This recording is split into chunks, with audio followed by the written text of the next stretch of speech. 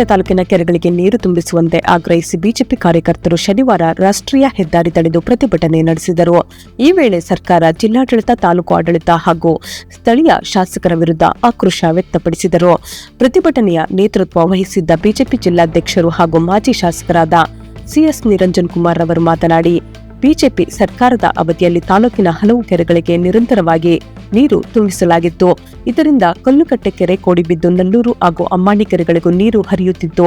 ಆದರೆ ಕಾಂಗ್ರೆಸ್ ಸರ್ಕಾರ ಅಧಿಕಾರಕ್ಕೆ ಬಂದು 3 ವರ್ಷ ಕಳೆದರೂ ಹುತ್ತೂರು ಭಾಗದ ಕೆಲ ಕೆರೆಗಳನ್ನು ಹೊರತುಪಡಿಸಿ ಉಳಿದ ಕೆರೆಗಳಿಗೆ ಸಮರ್ಪಕವಾಗಿ ನೀರು ತಲುಪಿಲ್ಲ ಎಂದು ಆರೋಪಿಸಿದರು. ಮಳೆ ಕೊರತೆಯಿಂದ ರೈತರು ಹಾಗೂ ಜಾನುವಾರುಗಳು ಸಂಕಷ್ಟದಲ್ಲಿದ್ದು, ತಮಿಳುನಾಡಿಗೆ ನೀರು ಹರಿಸುವ ಸರ್ಕಾರ ತಾಲೂಕಿನ ಕೆರೆಗಳಿಗೂ ನೀರು ಒದಗಿಸಬೇಕು. ರೈತರ ಸಮಸ್ಯೆಗಳಿಗೆ ಸ್ಪಂದಿಸಿ ಕೂಡಲೇ ಕೆರೆಗಳಿಗೆ ನೀರು ತುಂಬಿಸಬೇಕು ಎಂದು ಅವರು ಒತ್ತಾಯಿಸಿದರು. ರೈತರ ಸಮಸ್ಯೆಗಳಿಗೆ ಶೀಘ್ರ ಸ್ಪಂದಿಸದಿದ್ದರೆ ಹೋರಾಟವನ್ನ ಮತ್ತಷ್ಟು ತೀವ್ರಗೊಳಿಸುವುದಾಗಿ ಎಚ್ಚರಿಕೆ ನೀಡಿದ್ದಾರೆ. ಪ್ರತಿಭಟನೆಯಲ್ಲಿ ಬಿಜೆಪಿ ಮುಖಂಡರು ಹಾಗೂ ಕಾರ್ಯಕರ್ತರು ಹಾಗೂ ರೈತರು ಭಾಗವಹಿಸಿದ್ದರು. ಗುಂಡ್ಲುಪೇಟೆ ಪ್ರಾಥಮಿಕ ಸಹಕಾರ ಕೃಷಿ ಮತ್ತು ಸಹಕಾರ ಗ್ರಾಮೀಣ ಅಭಿವೃದ್ಧಿ ಬ್ಯಾಂಕ್ ಚುನಾವಣೆಯಲ್ಲಿ ಬಿಜೆಪಿ ಬೆಂಬಲಿತ ಅಭ್ಯರ್ಥಿಗಳು ಜಯಗಳಿಸಿದ ಹಿನ್ನೆಲೆಯಲ್ಲಿ ಪಟ್ಟಣದಲ್ಲಿ ಕೃತಜ್ಞತಾ ಸಭೆ ಆಯೋಜಿಸಲಾಗಿತ್ತು. ಸಭೆಯಲ್ಲಿ ಚುನಾವಣೆಯಲ್ಲಿ ಬೆಂಬಲ ನೀಡಿದ ಮತದಾರರು, ಪಕ್ಷದ ಕಾರ್ಯಕರ್ತರು, ಮುಖಂಡರು ಹಾಗೂ ಗೆಲುವು ಸಾಧಿಸಿದ ಅಭ್ಯರ್ಥಿಗಳಿಗೆ ಅಭಿನಂದನೆ ಸಲ್ಲಿಸಲಾಯಿತು. ಪಕ್ಷದ ಅಭ್ಯರ್ಥಿಗಳ ಗೆಲುವಿಗೆ ಸಹಕರಿಸಿದ ಎಲ್ಲರಿಗೂ ಮುಖಂಡರು ಕೃತಜ್ಞತೆ ವ್ಯಕ್ತಪಡಿಸಿದರು.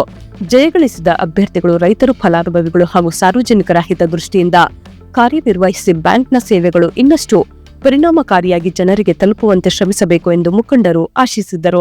ಕಾರ್ಯಕ್ರಮದಲ್ಲಿ ಮಾಜಿ ಸಚಿವ ಎನ್ ಮಹೇಶ್, ಬಿಜೆಪಿ ಜಿಲ್ಲಾಧ್ಯಕ್ಷರಾದ ಸಿಎಸ್ ನಿರಂಜನ್ ಕುಮಾರ್, ಪ್ರೊಫೆಸರ್ ಮಲ್ಲಿಕಾರ್ಜುನಪ್ಪ, ತಾಲೂಕು ಅಧ್ಯಕ್ಷ ಮಹದೇವ್ ಪ್ರಸಾದ್ ಸೇರಿದಂತೆ ಪಕ್ಷದ ಪದಾಧಿಕಾರಿಗಳು, ಮುಖಂಡರು ಹಾಗೂ ಕಾರ್ಯಕರ್ತರು ಉಪಸ್ಥಿತರಿದ್ದರು. ಎಲ್ಲ ಶುಭ ಸಮಾರಂಭಗಳಿಗೆ ಶುದ್ಧ ಹಾಗೂ ಸುರಕ್ಷಿತ ಬಿಸ್ಲರಿ ಕುಡಿಯುವ ನೀರು ರಿಯಾಯಿತಿ ದರದಲ್ಲಿ ಲಭ್ಯ. ಹಿಂದೆ ಸಂಪರ್ಕಿಸಿ. ಜಿಲ್ಲಾ ಉಸ್ತುವಾರಿ ಸಚಿವ ಸಿ ಪುಟ್ಟರಂಗಶೆಟ್ಟಿ ಅವರು ಚಾಮರಾಜನಗರ ಹಾಗೂ ಗುಂಡ್ಲುಪೇಟೆ ವಿಧಾನಸಭಾ ಕ್ಷೇತ್ರದ ವಿವಿಧ ಗ್ರಾಮಗಳಿಗೆ ಭೇಟಿ ನೀಡಿ ಬರ ಪರಿಸ್ಥಿತಿ ಹಾಗೂ ಬೆಳೆ ಹಾನಿಯನ್ನ ಪರಿಶೀಲಿಸಿದರು. ಶಾಸಕ ಎಚ್ಎಸ್ ಗಣೇಶ್ ಪ್ರಸಾದ್, ಜಿಲ್ಲಾಧಿಕಾರಿ ಶ್ರೀರೂಪಾ ಸೇರಿದಂತೆ ಅಧಿಕಾರಿಗಳೊಂದಿಗೆ ಹರವೆ, ಮಲಿಯೂರು, ನಿಟ್ರೆಸೀಗೆವಾಡಿ, ಕುಲ್ಗಾಣ, ರಂಗನಾಥಪುರ, ಪರಮಾಪುರ ಸೇರಿದಂತೆ ಹಲವು ಗ್ರಾಮಗಳಿಗೆ ಭೇಟಿ ನೀಡಿದ ಸಚಿವರು ಒಣಗಿದ ಜೋಳ, ಸೂರ್ಯಕಾಂತಿ, ಅಲಸಂದೆ ಸೇರಿದಂತೆ ವಿವಿಧ ಬೆಳೆಗಳನ್ನು ವೀಕ್ಷಿಸಿದರು. ಈ ವೇಳೆ ರೈತರು ಮಳೆ ಹಾಗೂ ನೀರಿನ ಕೊರತೆಯಿಂದ ಬೆಳೆಗಳು ಒಣಗಿದ್ದು ಸಂಕಷ್ಟಕ್ಕೆ ಸಿಲುಕಿರುವುದಾಗಿ ಸಚಿವರಿಗೆ ಅಹವಾಲು ಸಲ್ಲಿಸಿದರು. ಕುಡಿಯುವ ನೀರು ಮತ್ತು ಜಾನುವಾರುಗಳ ಮೇವಿನ ಕೊರತೆಯ ಬಗ್ಗೆಯೂ ಗ್ರಾಮಸ್ಥರು ಗಮನ ಸೆಳೆದರು. ಬರ ಪರಿಸ್ಥಿತಿಯ ಕುರಿತು ಸರ್ಕಾರಕ್ಕೆ ವರದಿ ಸಲ್ಲಿಸಿ ಸೂಕ್ತ ಪರಿಹಾರ ಕ್ರಮ ಕೈಗೊಳ್ಳಲಾಗುವುದು. ಕುಡಿಯುವ ನೀರಿಗೆ ಮೊದಲ ಆದ್ಯತೆ ನೀಡಲಾಗುವುದು. ಅಗತ್ಯವಿರುವ ಕಡೆ ಹೊಸ ಬೋರ್ವೆಲ್ ಕೊರೆಸುವುದು, ರೀಡ್ರಿಲ್ ಮಾಡಿಸುವುದು ಹಾಗೂ ಗೋಶಾಲೆ ತೆರೆಯುವ ಬಗ್ಗೆ ಕ್ರಮ ಕೈಗೊಳ್ಳಲಾಗುವುದು ಎಂದು ಸಚಿವರು ಭರವಸೆ ನೀಡಿದ್ದಾರೆ. ನಂತರ ಗುಂಡ್ಲುಪೇಟೆಯ ಗುರುಭವನದಲ್ಲಿ ಅಧಿಕಾರಿಗಳ ಸಭೆ ನಡೆಸಿದ ಸಚಿವರು ಮುಂದಿನ ದಿನಗಳಲ್ಲಿ ನೀರಿನ ಸಮಸ್ಯೆ ಎದುರಾಗಬಹುದಾದ ಗ್ರಾಮಗಳನ್ನು ಗುರುತಿಸಿ ಮುಂಜಾಗ್ರತಾ ಕ್ರಮ ಕೈಗೊಳ್ಳುವಂತೆ ಸೂಚಿಸಿದರು. ಜಾನುವಾರುಗಳಿಗೆ ಮೇವು ಪೂರೈಕೆ ಹಾಗೂ ಕುಡಿಯುವ ನೀರಿನ ವ್ಯವಸ್ಥೆ ಸಮರ್ಪಕವಾಗಿರುವಂತೆ ಅಧಿಕಾರಿಗಳಿಗೆ ಸಚಿವರು ನಿರ್ದೇಶನ ನೀಡಿದ್ದಾರೆ.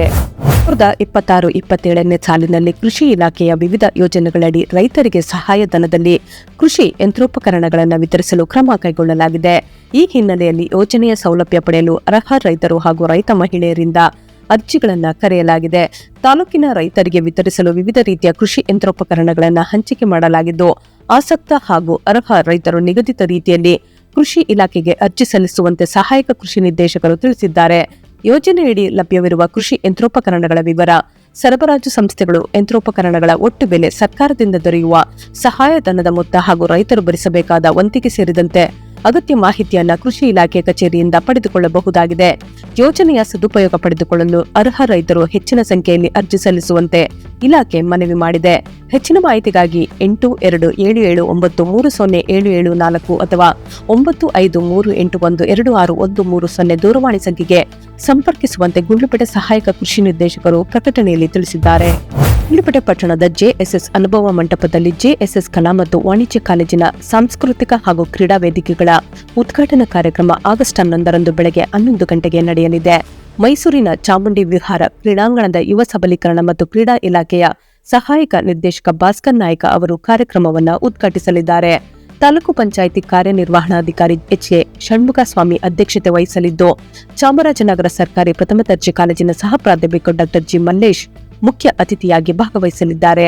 ಸುತ್ತೂರು ಕ್ಷೇತ್ರದ ಜಗದ್ಗುರು ಶ್ರೀ ಶಿವರಾತ್ರಿ ದೇಶಿಕೇಂದ್ರ ಮಹಾಸ್ವಾಮಿಗಳವರ ದಿವ್ಯ ಆಶೀರ್ವಾದದೊಂದಿಗೆ ಕಾರ್ಯಕ್ರಮ ನಡೆಯಲಿದೆ ಎಂದು ಕಾಲೇಜಿನ ಪ್ರಾಂಶುಪಾಲರು ಪ್ರಕಟಣೆಯಲ್ಲಿ ತಿಳಿಸಿದ್ದಾರೆ.